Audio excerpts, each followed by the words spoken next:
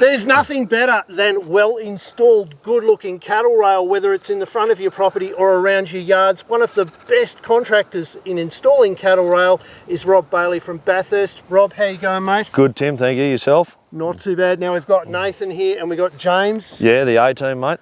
Yeah. And you guys are going to show us the do's and don'ts of installing cattle rail. Correct. Yeah. Fantastic. Let's get into it, mate. Lovely.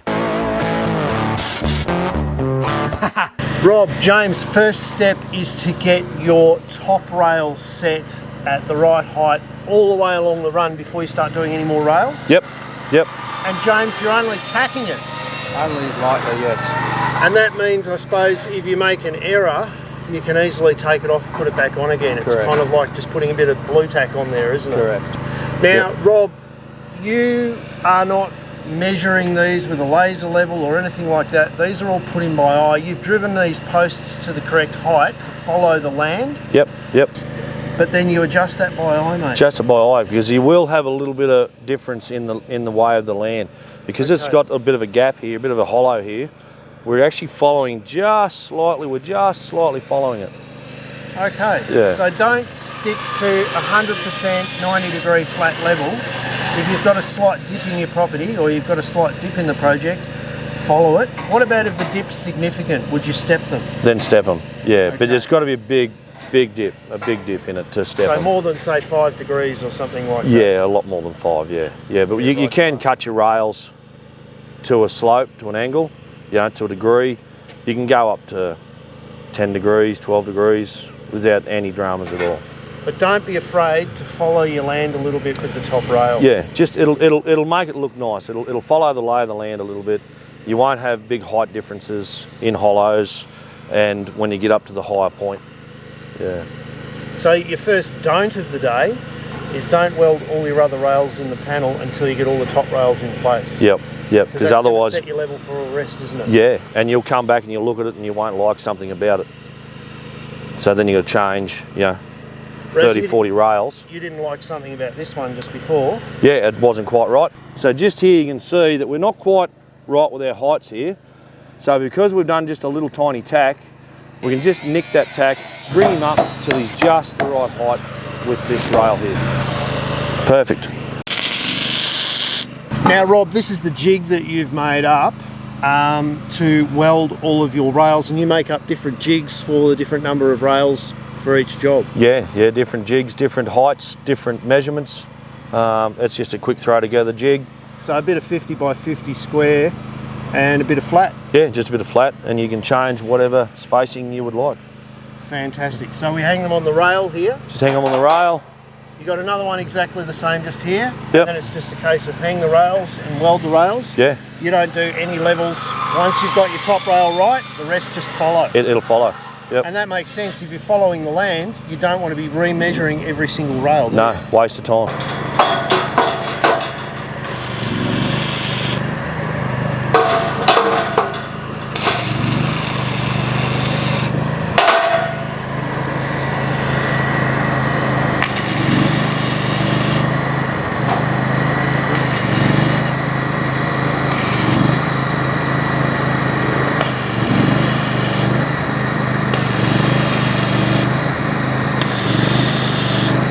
James, how you going, mate? Thanks, mate.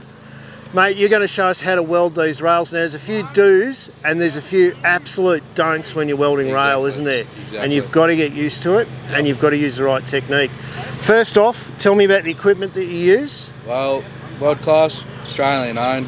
It's all I use. Won't use that other cheap crap.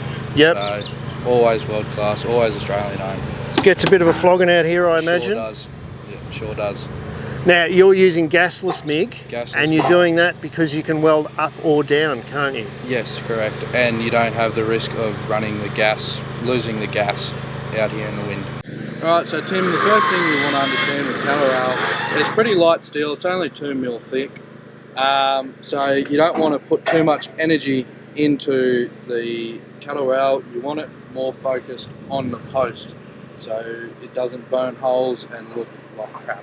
So this means I focus my torch on more of an angle into the post, so about a 70-degree angle side focused on the post, not the cattle rail. The second tip is I always run down instead of up. If you run up, you're more likely to blow holes into the rail and it'll look like crap.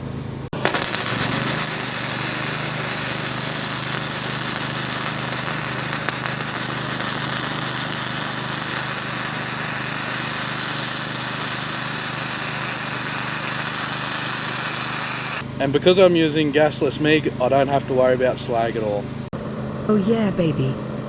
We do use vertical up welds when we want to put more heat and penetration into our welds, like when we are welding these 5mm hinges onto our posts for swinging gates.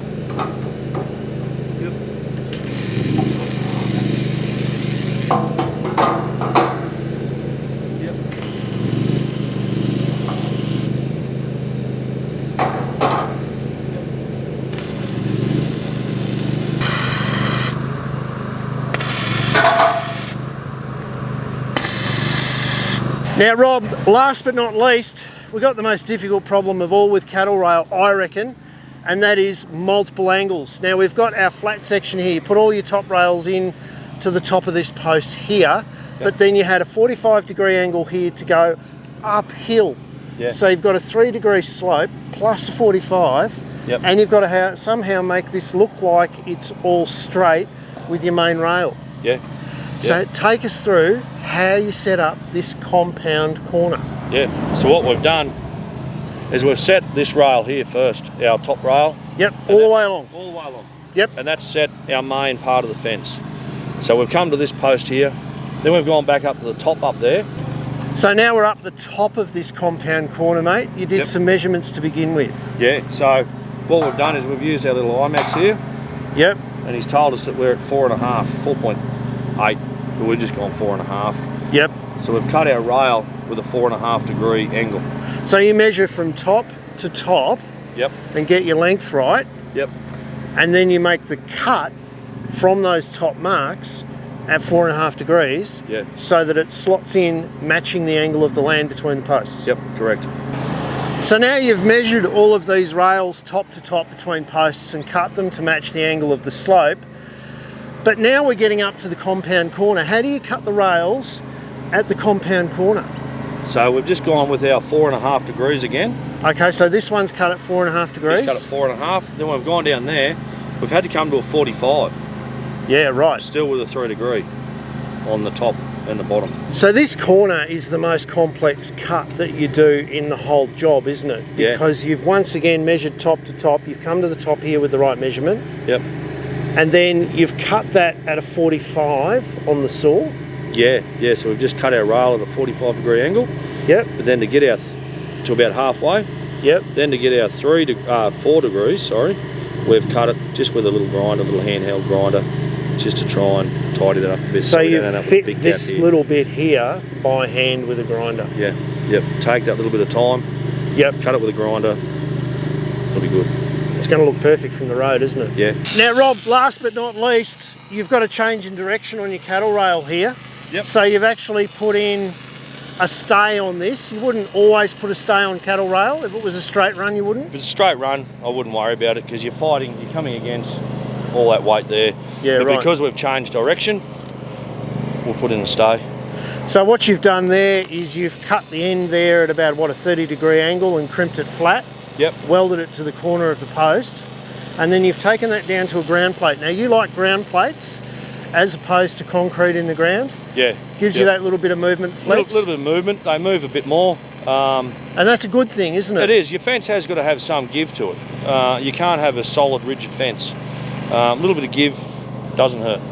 Well, if that doesn't give way, something else in the fence has got to give way, doesn't it? Exactly. You've got to have a little bit of bounce in it. Yeah, so that'll bounce and then come back because that plate will slide on the ground but it won't go in. You're correct. Your ground always moves as well. So your ground's always shifting, wet weather, dry weather. Yep. There's always some shift in the ground.